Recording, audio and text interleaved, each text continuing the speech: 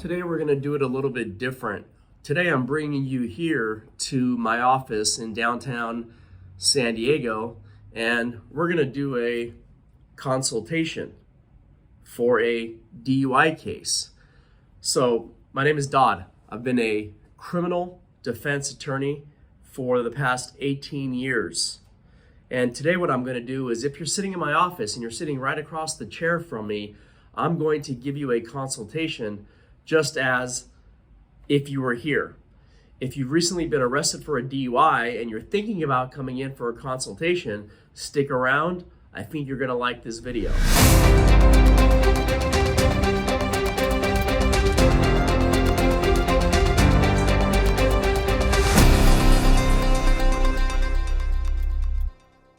My name is Dod. I've been a criminal defense attorney for 18 years. My firm is Dod Law. We're located here in downtown San Diego. Today, I'm sitting here in my office at 303 A Street in downtown San Diego. If you want to reach us, our number is 619-814-5110. Our website is www.dodlaw.com.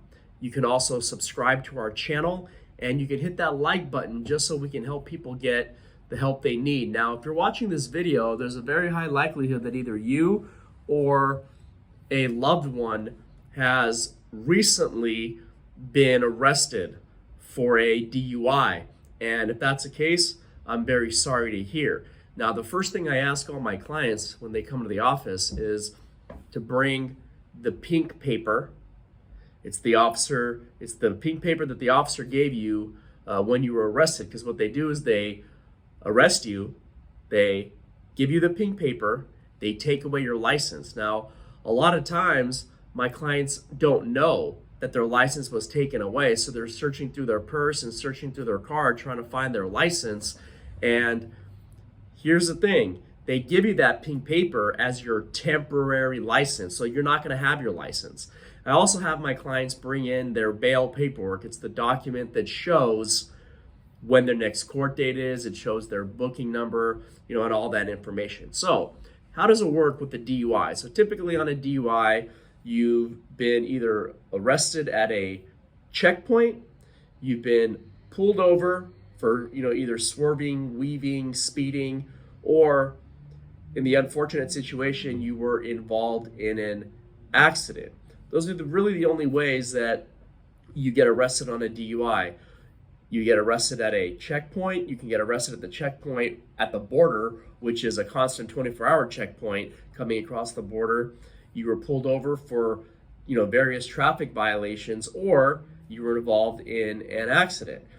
And what happens is you get arrested, they take you to custody, and they give you the pink paper, and you bail out, or at some point you get released, and you have a promise to appear in court. Now, that pink paper that you have in front of you is basically your temporary license for the next 30 days. So really what we need to do is we need to schedule a hearing, because if you look at that pink paper, look at it, and I'm going to give you a few seconds here to pull it out. Look about 3/4 of the way down, and you're going to see where it says you only have 10 days to schedule a DMV hearing.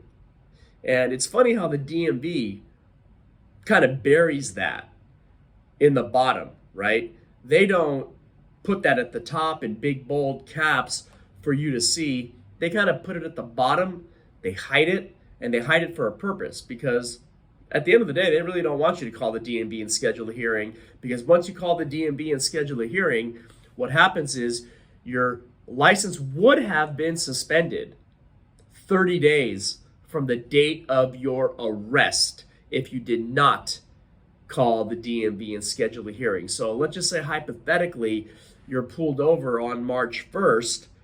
That's the day you're arrested. Well, 30 days from March 1st, on April 1st, if you didn't do anything and you did not schedule your DMV hearing, your license would automatically be suspended for a term of 6 months, to a year, depending on, the facts of your case, depending on whether you're under 21, over 21, you have a prior, you don't have a prior. But let's just say on the safe side, your license will be suspended for up to a year if you do not schedule the DMV hearing. If you schedule the DMV hearing, and typically we schedule the DMV hearing ourselves. We don't like our clients doing it. We schedule it ourselves. If you schedule the DMV hearing, your license will be valid beyond that 30 days. So you're going to get a temporary license. You'll be able to drive beyond the 30 days. So you schedule the hearing, your license is valid beyond the 30 days. You'll be able to drive beyond the 30 days. Now everybody asks me, well, Dod,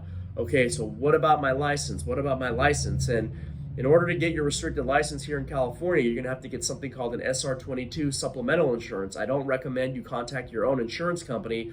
I recommend you going online and finding an insurance broker that's independent and deals specifically with SR22 DUI insurance. You're also going to have to get enrolled in a program, depending on whether this is your first, second DUI, under 21 DUI. The programs typically run anywhere from 3 months, 6 months, 9 months, 18 months. So you're also going to have to consult with your attorney as to whether or not which program you need to get into. So 3-month program, 9-month program, 18-month program, SR22. There's also a possibility that you can put an ignition interlock device on your car, and that's one of those machines where you blow into it and you won't ever have a license suspension. You'll be able to drive, but you also have to have that little ignition interlock device on your vehicle during the entire license suspension. So that's all with the DMV. And the problem here in California is we're not just dealing with DMV. Now we're dealing with the criminal part of it.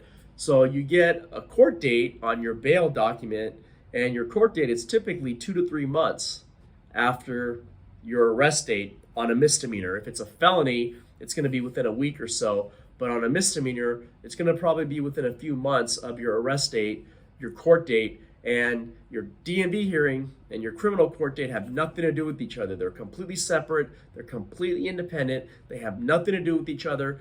The DMV hearing officer that's going to handle your DMV hearing can care less what's going on in your criminal case, right? So they're completely different. Now, in your criminal case, the main thing in your criminal case is to get you the best outcome. Now, the first thing we look for in any DUI case is, number one, why were you pulled over?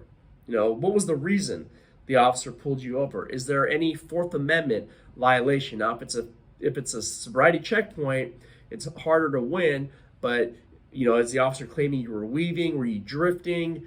Is there a camera that can corroborate what the officers are saying? Because most police vehicles have something called an MVARS video attached to their vehicle. So is there a reason for the stop? Is there a Fourth Amendment violation? And then obviously the issues become what your blood alcohol level was. If it's a breath test, was the breath instrument calibrated properly? Was everything, was it Title 17 compliant?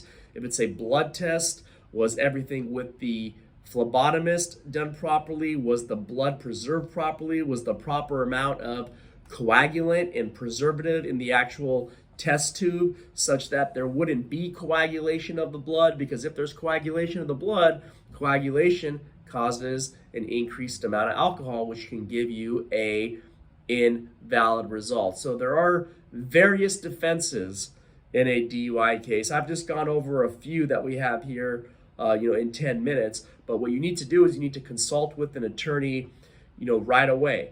My name is Dod. I've been a criminal defense attorney for 18 years. I have a physical office here in Vista, or downtown San Diego. We also have an office in Vista. Go ahead and give us a call if you have any questions, 619-814-5110.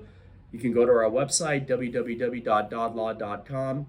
Hit that like button, subscribe to our channel. Have a great day.